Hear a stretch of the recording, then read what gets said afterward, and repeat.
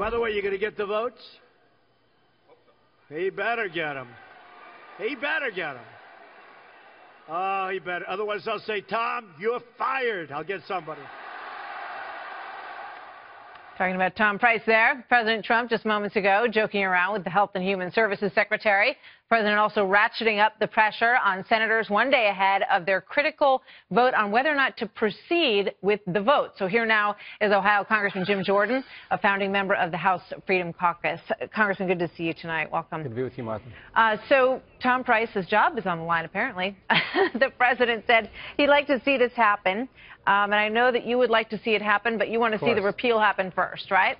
Well, we started that process last week in the House. Our leadership won't bring up the clean repeal, so we started a process to make an end run around them and actually bring the clean repeal, the same thing we voted on last Congress that we put on then President Obama's desk. Let's put that on President Trump's desk.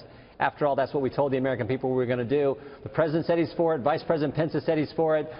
Senator Sass and other senators have said they're for it. So let's hope that that happens. If they get through the motion to proceed and call it up and it passes, that's great. Then we can take it up and pass it and do what we told the American people we were going to do. But how much real support is there on the Senate side for a repeal-only bill?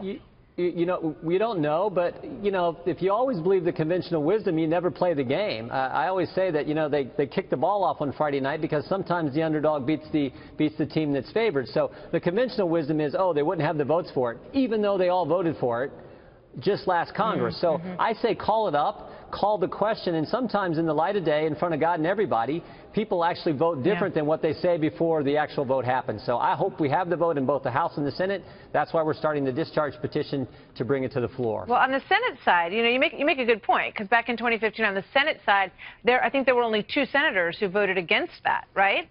Yeah, only one who's still there, Senator Collins. Obviously, one of the members who was in the House is now in the Senate. So 50 votes for it in the Senate. Yeah. And every single House member who was here, who came back, voted for it in the House. So now somehow, this is what drives voters crazy. Right. Somehow now when it counts, you can't do what you did before, what you campaigned on for the last 6 years. That just drives them crazy, and we should actually bring it up and pass it. And it's a pretty powerful argument for any one of those members on the House or the Senate side for their constituents to say to them, why were you okay with the repeal vote in 2015, but now that you have the actual opportunity to move forward with it, you're no longer, they need to tell the folks at home why they changed their mind on repeal, right? Yeah, no, exactly right. That's why we think it's incumbent upon us to put it on the floor. Let's actually have the vote. Why can't you do what you did before? Why can't you do what you told them we were going to do, what they elected us to do in 2010, what they elected us to do in 2014, what they elected us to do on November 8, 2016? Remember back before inauguration, we said we were going to put on President Trump's desk that bill on the day he inaugurated his first day. Yeah, that clean repeal. So let's go back to that if we can. Congressman Jordan, thank you. Good to see you tonight. Thank you, Martha.